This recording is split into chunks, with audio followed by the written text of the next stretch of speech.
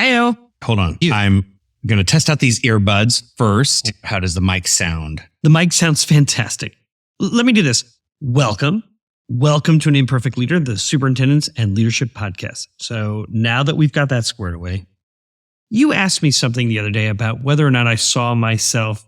Gosh, what was the question again? It was that starting in. Would you describe yourself as a starter or a finisher if you had to pick between the two? That's right. I think probably a starter. I'm unafraid to start without everything figured out. How about you? A finisher by far. It's not close. Like I can't move to the next thing until the thing is done and all the way done. I'm comfortable starting things, but I don't necessarily have to see them all the way through. I'm curious, is it different in your personal life from your professional life? What does that look like in your personal life? Dee and I talk about this starter finisher thing all the time. And because we're not the same. She's definitely a starter.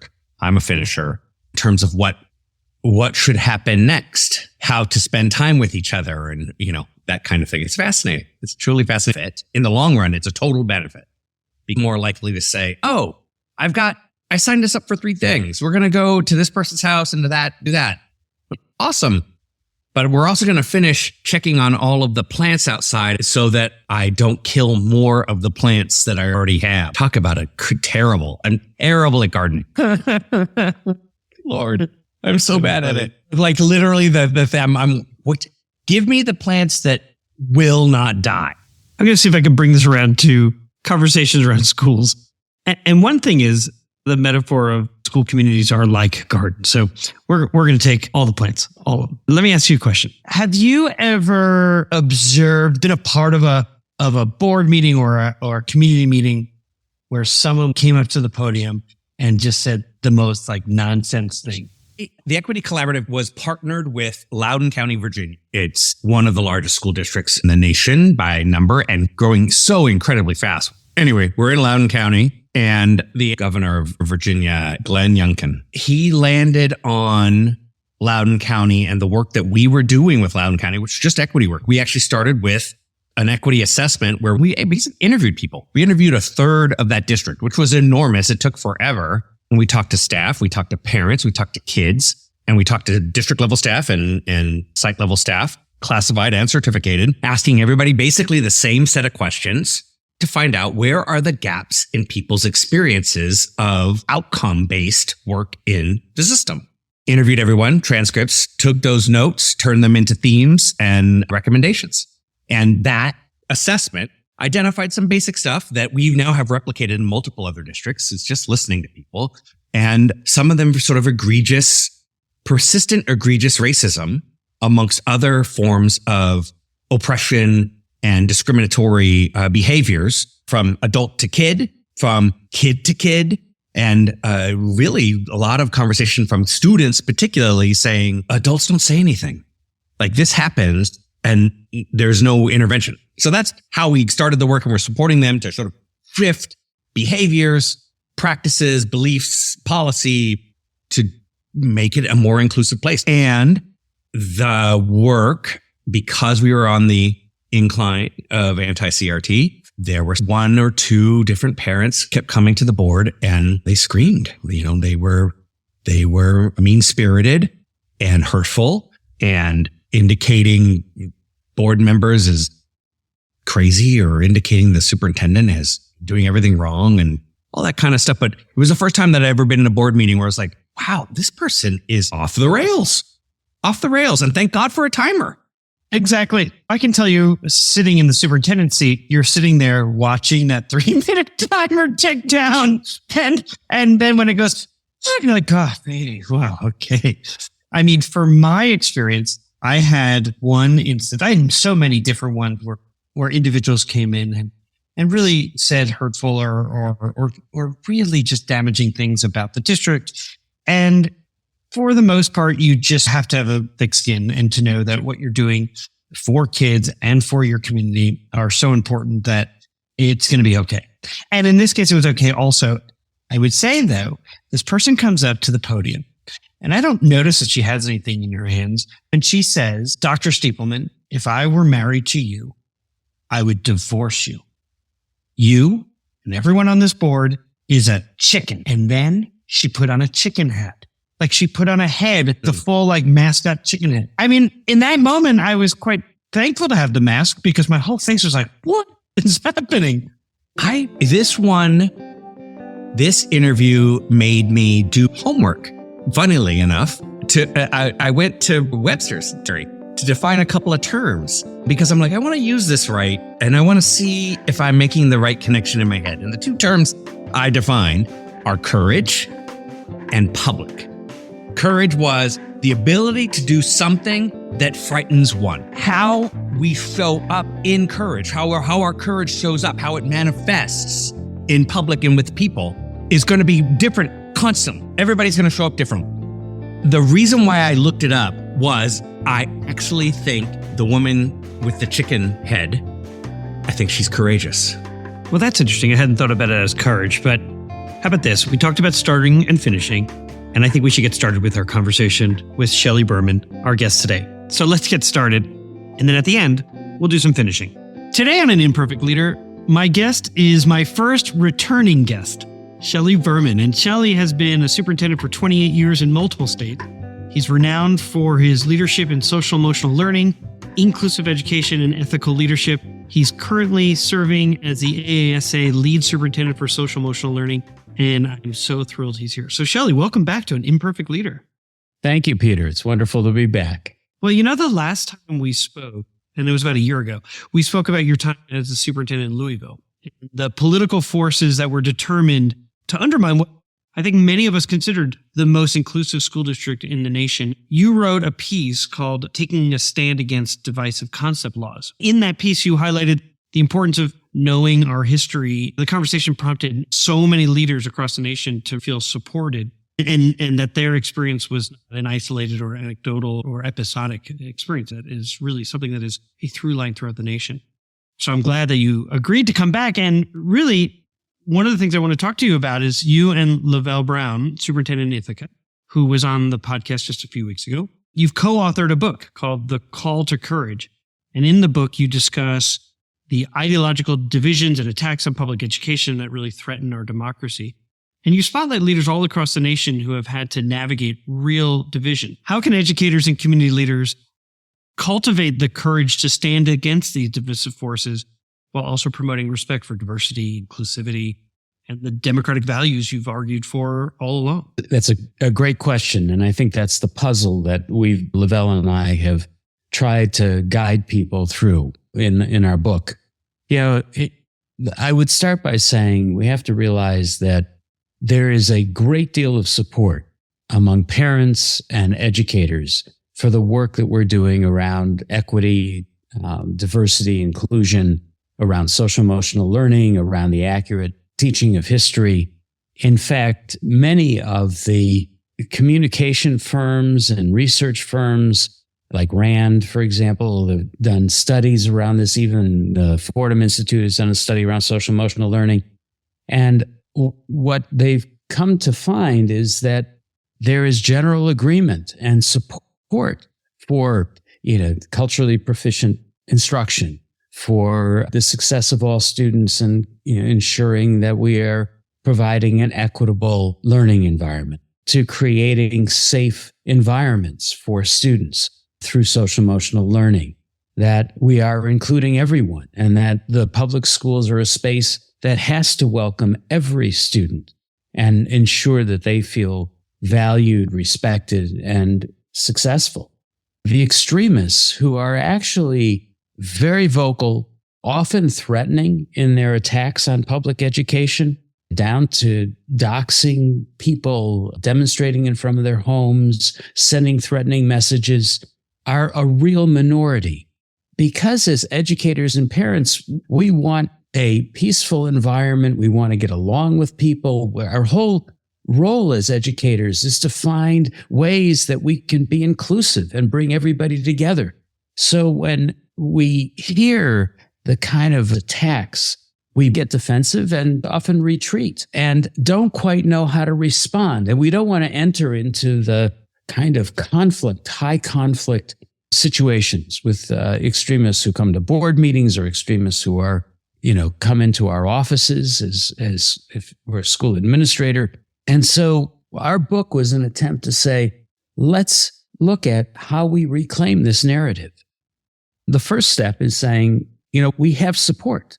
And what we are as educators, leaders in our communities, and people look to us for that leadership. And so we looked at two things. One is we all have courage and we all have to stand up. I took a pretty strong stand in support of having an integrated school district and not taking that apart. And in other circumstances, I've done the same thing. It is important that we stand by the values of inclusivity, equity, that we respect the diversity of everyone, that we include everyone. So we have to understand our values and understand where that courage comes from.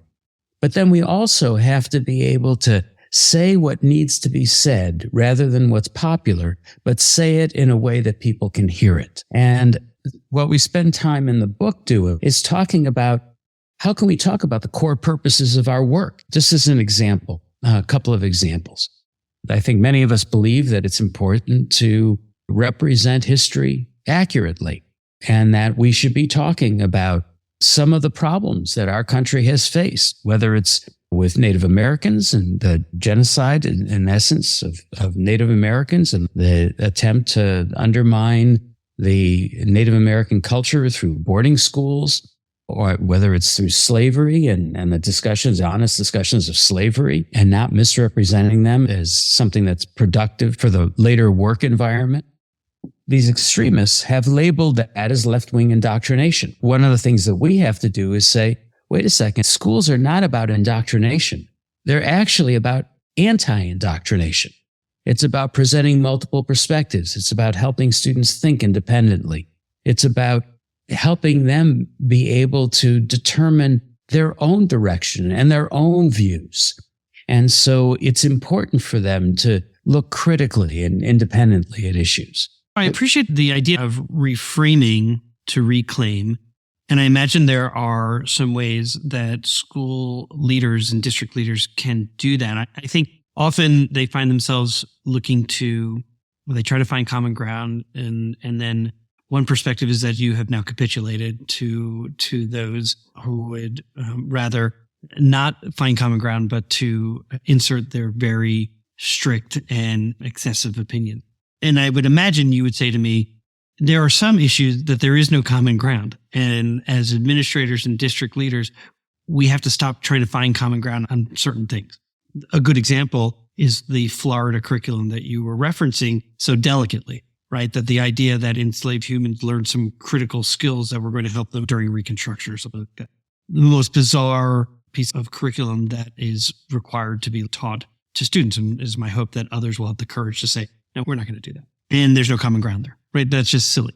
And same thing with the Holocaust, right? That there's no common ground in terms of whether or not the Holocaust was the extermination of 6 million Jews, plus others as well. Roma people, sympathizers, LGBTQ+. So there was a mass extermination of humans. There's no common ground there either. One of the things I would say, though, I'm curious about is sometimes superintendents find themselves stuck within their own board and trying to figure out how to navigate these competing perspectives on their school boards. And I'm curious about what advice might be found in the book, or even just in terms of your own experiences. How do you navigate that? Again, there's a lot of common interest. Let's take equity, for example, which is a word that I hear from superintendents. You can't say the word equity in my district. Politically, not viable for me. Equity is a very simple concept. It's in essence ensuring the success of all students. Now, there isn't anyone from either a right-wing perspective or a left-wing perspective, or somebody who's middle of the road who's going to say, no, I don't want all kids to be successful. It is asking the questions and raising the issue of, we want all kids to be successful, right? If you're just joining us, my guest today is Dr. Shelley Berman, veteran superintendent having served 28 years in Massachusetts, Kentucky, and Oregon. Now, Shelley, you led a session at AASA this past year, and Scott Menzel was on your panel, and he said something that was marvelous in terms of the difference between equity and equality. This idea that you don't really want everyone to have the same thing. You want them to have what they need. That's Yes, equity. that's The right. definition is an extension of what you just said in terms of, yes, we want everyone to be successful. And in order to be successful, they ought to have what they need, the tools and the supports that they need to be successful. And I thought, oh, what a great way of describing that for others, because I think that does extinguish any sort of opposition, or at least temporarily, until people retreat back to their camps. But in that conversation, they typically will say, yeah. A wonderful analogy that he uses too, and is in two individuals, you and I, who wear glasses. He often says you wouldn't want to give everybody the same prescription. That would be equality, but it wouldn't be equitable. It's a very simple concept. It is. The same thing is true around, inclusion and the issues around gender identity. It isn't for us to decide. It's for, parents and the student to make up their decisions about how they're going to approach gender and pronouns. And we need to respect that. And we need to include all. And so the reframing or the framing of this is we want, no matter who that child is, no matter who the parent is, we want them to feel included. We want them to feel respected. We want them to feel known. But it isn't okay to make some children feel inadequate or inappropriate. And you wouldn't want your child to feel that way either. So we have to create an environment that is inclusive of everyone. I think this pertains in a movement that's occurring now, particularly in Oklahoma, in Louisiana, where the posting of the 10 Commandments has come up. There's a certain sense on the right that in order to promote morality, you need to have a religious orientation. That without religion, you can't be moral. And, there's a concern that I hear in that, and that I think we can resonate with, to say, yes, we do want all of our students to feel moral. But at the same time, all religions have that common theme. And we can't exclude some religions and include others and bias it in a particular way, because the religious diversity in the United States is extraordinary, and including atheists who are also moral. So we have to create a safe place, so that all faiths and no faith has a place. And that's why we have secular schools. That's why we, have the kind of respect for all religious values. And so placing a priority on one particular religion is really not appropriate and is exclusive of some, and is, in essence, discriminatory towards others who may not believe in the same, they may believe in the same principles, but they may not believe that the codes of that religion reflect their beliefs. Yeah. It becomes a constant reminder, too, when you have that sort of symbolism in a classroom of what has become a state-sponsored religion. And that flies in the face of that third piece. We've talked about diversity, we've talked about inclusivity and democratic values. And if we are established as there's no one religion for our nation, then we ought to be able to remind ourselves, particularly within our schools. I think what you're saying is, look, if we stay focused on the child, the sense of belonging, the sense of inclusivity, the value of that child's identity, when we talk about diversity, and sometimes children will say, I don't want you to tell my parents this. They trust the school, they come to the school, and for the first time have a sense of safety that they will reveal. And then they say, but don't tell my mother because she'll freak out. Or it gets to this extreme, don't tell my parents because they will beat, right? Yeah. And that puts the school in a really difficult position. And I had to navigate this as the superintendent of a large district.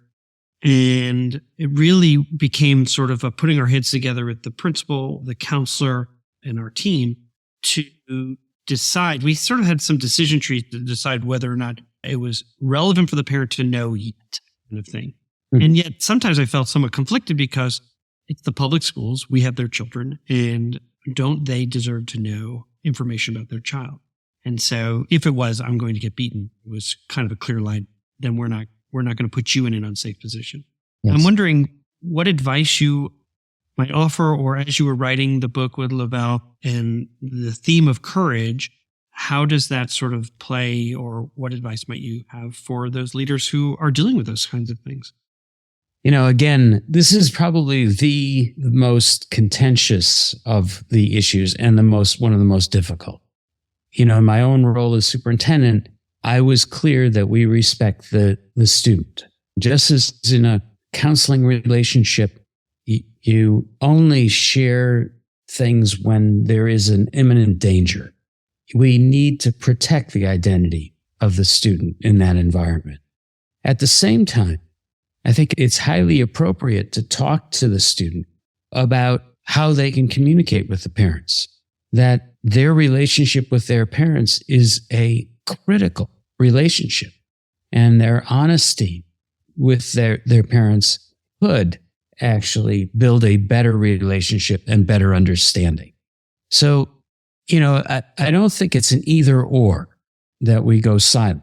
It is that we work with the student, respecting their interests and talking with them about how they can best approach the situation.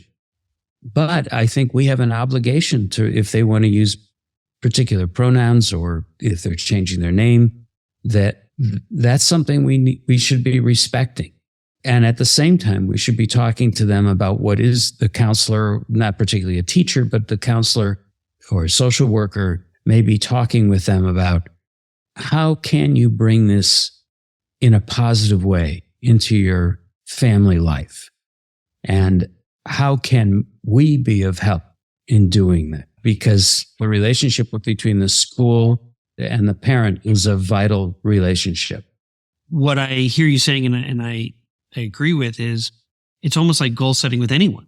What is the ideal situation that you'd like to see? I'd like to see my parents finally seeing me. I'd like my parents accepting me. I'm not asking for approval. I'm asking for acceptance for who I am. And they may have a radically different view.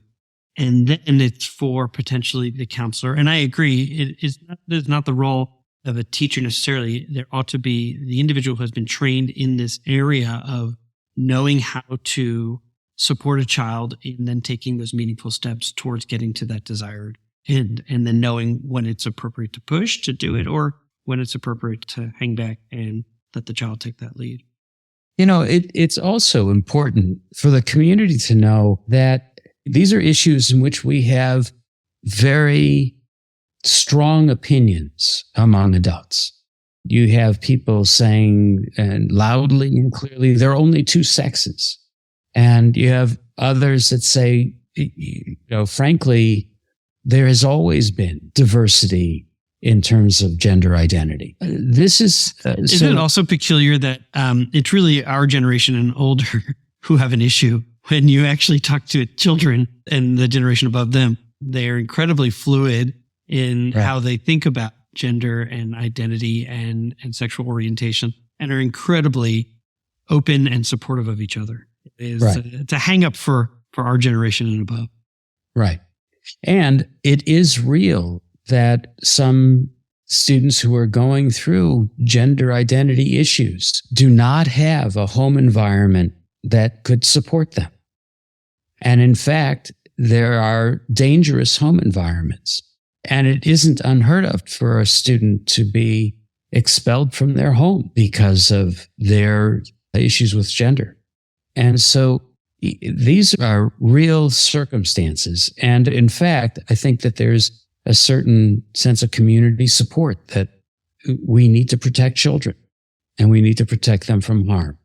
And at the same time, we need to build relationships. So I don't see it as an either or in that sense. I think we have to respect the child, and at the same time, we have to work with the child to build a stronger relationship with their families, and that the parent can honor the child's struggle and begin to maybe help them, even if they have difficulty accepting it. It used to be so paralyzing for parents, of our generation, what I would say, when somebody came out as gay. And now that's not an event anymore. And now the issue of being trans is sort of on the forefront of that. What does that mean? But, if you look at history, this is not new. So I think what we have to do is figure out and navigate those relationships in the most careful and the most respectful way we can. In a human-centered leadership model that I speak so much about, there's a dimension called a collective aspiration, and it's the heart of the work. And we discussed a little earlier about morals, and this isn't the same in that sense, but it's a part of the dimension called a moral focus. Every one of us has, to our cores, certain values in a certain way that we want to lead and want to be seen and want to influence the organizations we lead. And I really felt like the book you and Luvelle have written really speaks to establishing, maintaining a collective sort of, you have your individual moral focus, but then a collective moral focus. Sometimes people refer to it as a vision. Imagine you could lift one from the book that might illustrate how individuals or groups, how they've really navigated these ideological divisions and attacks on public education. Yeah, well, there are two things, and they're different. Two approaches, and they're different.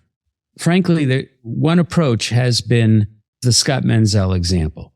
The interesting about his, he was, for those who are not familiar with the circumstances, he's a superintendent in Scottsdale, Arizona, and he has a somewhat of a divided board.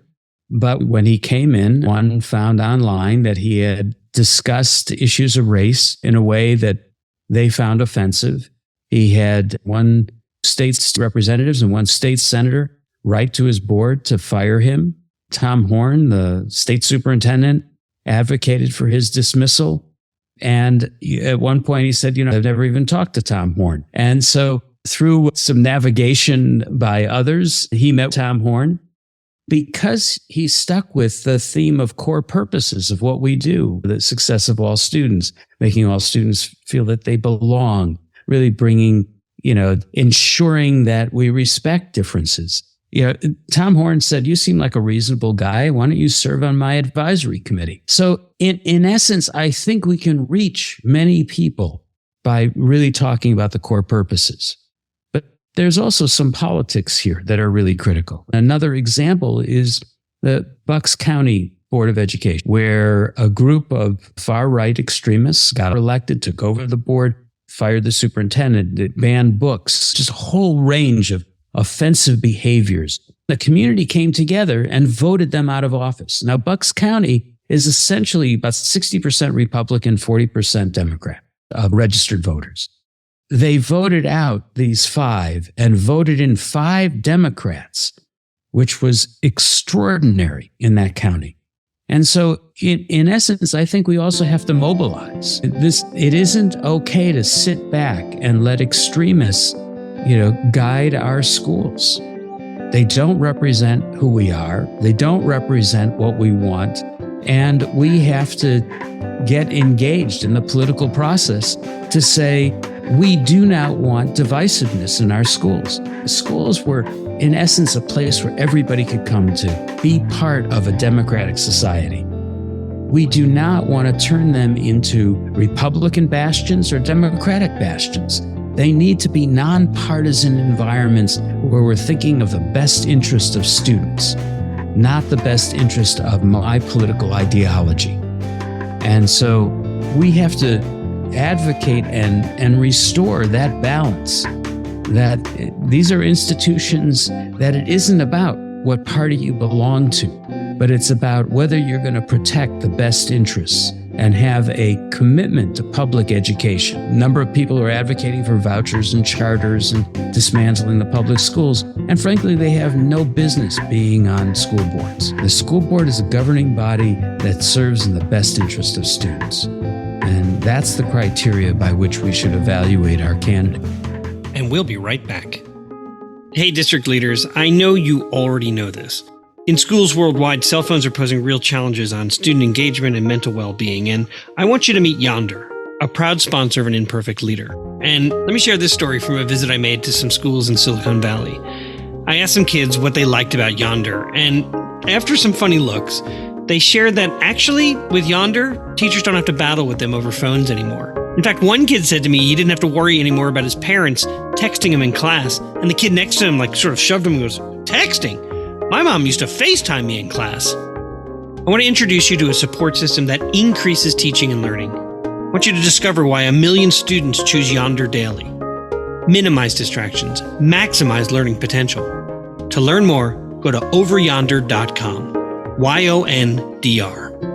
My guest today is Dr. Shelley Berman, veteran superintendent having served 28 years in Massachusetts, Kentucky, and Oregon, and is currently serving as AASA's lead superintendent for social emotional learning and is the co-author of The Call to Courage. Shelley, are there any other ways that leaders could be in touch with you and or Luvelle around your book and around strategies to help them effectively communicate really in what is a very difficult time? Well, both Luvelle and I are involved in speaking at conferences and doing a lot of work, but we're actually working with an organization called Rocket PD, Rocket Professional Development, and we're going to offer a seminar on the Call to Courage for teams from school districts around the country. And we think it's going to be a terrific experience where we'll be able to talk through issues and really look at how do we frame our work and communicate our work in a way that creates positive value in the community and restores confidence in public education. One way, if I could throw in a request, one is you speak of a loud and organized minority. And often what happens for superintendents is that they feel incredibly overwhelmed by being doxxed. I mean, I felt very similarly during the pandemic about being doxxed just nonstop by certain members of my community. And there was always an interest of trying to bring together forcible antidote to what was an incredibly divisive group. I would hope that maybe if during your session, you might talk a little bit about how do people do that? You know, what are the ways that they can organize, but you can't do it necessarily during the workday on your school computer, on your district device, because you're using, community taxpayer money for what might be considered a political act. And so you don't want to get yourself in additional trouble. And yet you're sitting at these board meetings, you're told you should not respond when someone comes up to the podium and says some really just nonsense. And I'm actually looking back and wondering what I could have said of, that's not true. I'm sorry, that's not true. If you'd like to talk with me, please make an appointment. I'd be happy to talk to you. And yet you've got, armchair journalists, you've got real journalists, you've got all these people who are at the meeting who hear this public comment and then follow that person into the lobby to get their name and what did they say. And then it gets printed in the paper. And then those who read it who weren't there assume or draw a conclusion that something's going on. And maybe the truth is somewhere in the middle, but the district is at fault potentially. Yeah. And so that's not, you want to reclaim that narrative, right? Well, there are a couple of strategies. First, I do believe, and in fact, in the boards that I was on, or boards where I served as superintendent, we had a process where there was public comment, but there was also, at the end of that public comment, there was a response public comment. And the board could respond, or I could respond. And so it was not a dialogue. We did not create a dialogue, but here was a response. So in fact, I could say, just like, you wanted to say, I'm sorry, that isn't true. And the reality is this. It is important, though, just like in many meetings, the chair of the board will start with some statement and ask the superintendent to then give a state of the district of the last week or 2 weeks or month, whatever the sequence of board meetings. It is possible to, at that point, say there's some controversies that have come up and I want to clarify. And here's what is the truth in that situation, or here's how we're responding. Two other things that I would say. One is that it's important also that boards have norms and that those norms are really clear and that they're posted, that we don't abuse anybody, that we don't use hateful communication, that a whole range of whatever it is that the board says, the norms that are going to guide our discussion. And that the chair of the board has to be strong enough to say, I'm sorry, that's not appropriate. And we do not accept that kind of behavior here. And in fact, enforce that. Because what we communicate by tolerating abusive behavior is that we're condoning it in a way. If we allow it, we condone it. So that's not appropriate. The other is that, and I use in the book, in fact, we talk about the contrast between debate and dialogue. And the real difference is debate is about winning your point. Dialogue is about finding common ground. And so how do we create finding common ground among differences, or finding common solutions that may not, address the differences we have, but find a path a shared path that we can move forward. And so we can start by looking at how do we create dialogue versus debate, and do that in our school environments, do that in our public environments, and actually speak about that we want to dialogue about these issues, that we want to respect differences, but we also don't want to demean people. And it is important that each person is respected, but at the same time, that each person is respectful of others. So that's a communication that we have to continue to have. The other thing that's really important is that we simple request at a board meeting, what's your address? What's your name and what's your address? Many of the people who have been at board meetings, who are the extremists who come in to speak, are not from our community, and they go from board to board, disrupting as much as they can. So, not that we can restrict that, but we can at least identify for our community members that we have individuals who are coming into our community who don't know our circumstances, who have a political agenda that may be divisive and add to the divisiveness in our communities. I think of dialogue as listening to learn, and debate is often, as you noted, to win. It is to listen. It's listening to respond, right? It's like waiting for you to finish so I can pounce on what you just said, tell you how you're wrong. That's right. That's right. So as you were saying it, I was like, oh, don't respond. Just listen, do dialogue. My guest again today was Dr. Shelley Berman. He and Luvelle Brown, Superintendent of Ithaca, have co-authored the book, The Call to Courage. And I have just been so thrilled to have you on our program today talking about the book. I hope that you will send me the link to the professional development that you'll be doing, because I think that would be super important for others to learn about. Just thank you so much for my first return guest and a constant friend throughout all this work. So thanks so much. Thank you, Peter. Okay, Jamie, you've heard the conversation. What comes to mind as you think about this conversation? This is probably my favorite part. Your board president has to have the courage to say, that's not okay. That behavior's not okay. You don't get to use, like if it was something that we would tell kids words not to use, or to say that's a mean spirit, then we won't allow it. And anytime it's public comment, no, you actually don't have to. You don't have to take directed, mean-spirited, hurtful comments just because they fall into public comment.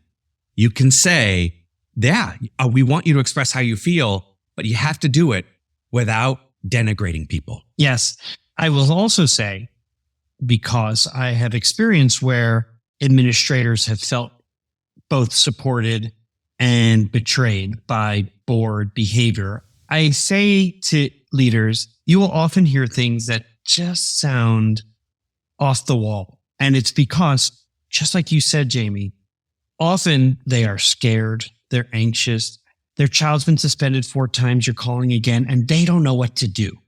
And so sometimes through the rant that you perceive as a rant there are gold nuggets in there of real value and importance in what they're asking for. Typically, they're asking for help, not for you to. They have language that seems to convey blame or shame. And so, yes, I wish I didn't agree with you that the chicken lady, demonstrated courage to your definition, the one that you pulled. I would agree. She was scared. She was scared for her child, and she didn't know where to go for answers. And here's the meeting. We've heard a conversation that I had with Shelley Berman, and I'm curious. Tell me about the second word. Public. So there's a saying about public schools that we at the Equity Collaborative say pretty constantly. And what we say is public school is for everyone. Public, the word public literally means everybody. And we can have it both ways. We can offer an opportunity to hear from the public because it is their schools. And we can insist that the nested pattern how we want to be together is done in a way that is a model for how we behave with each other. And so it is a call to courage when we think about reclaiming the narrative for schools. And it's a call to courage for all of us to do everything we possibly can for our children in our schools. We landed the plane. We landed it. I think we're at our time. I'm Peter Stiepelman. I'm Jamie Almanzán. And this is An Imperfect Leader, the Superintendents and Leadership Podcast. Music for An Imperfect Leader was written and arranged by Ian Varley. Sam Falbo created our artwork, a wood print inspired Daruba doll butterfly. Remember, imperfect leadership is not a scarlet letter. It's a badge of honor. It recognizes that serving as a lead learner is about being a vulnerable leader, an empathetic leader, a compassionate leader. We are proud to be imperfect leaders, so join us next time for another episode of An Imperfect Leader, the Superintendents and Leadership Podcast. At the end of every interview that we have for teacher candidates, we will say, "What questions do you have for us?" And they will always ask, "Well, what kind of support can I expect?" And we will always say, "Well, don't worry, we'll give you a mentor." But it's not real mentorship. I mean, it's support with the difficult kid or the field trip form or the grade card, but it isn't coaching. That's where partners like EdConnective step in. They provide observation and feedback with practice. That's real coaching. Their mission is to ensure that every student thrives by facilitating exceptional educator growth. So whether it's science of reading, whether it's leadership development, whether you're trying to build the best recruitment and retention efforts, check out edconnective.com. Imperfect leaders. Are you facing challenges filling open speech-language pathologist positions within your district? It's kind of a silly question because I know you are. MPAT Speech understands the critical need for qualified professionals in your schools. They recognize that communication lies at the heart of academic success, and that's why they're dedicated to helping you bridge the gap by offering expert therapists and innovative telehealth solutions. Don't let open positions hinder your students' success. Partner with MPAT Speech today and ensure every child in your district has access to the speech therapy they deserve. MPAT Speech, EMPAT Speech.com. Empowering students, empowering schools.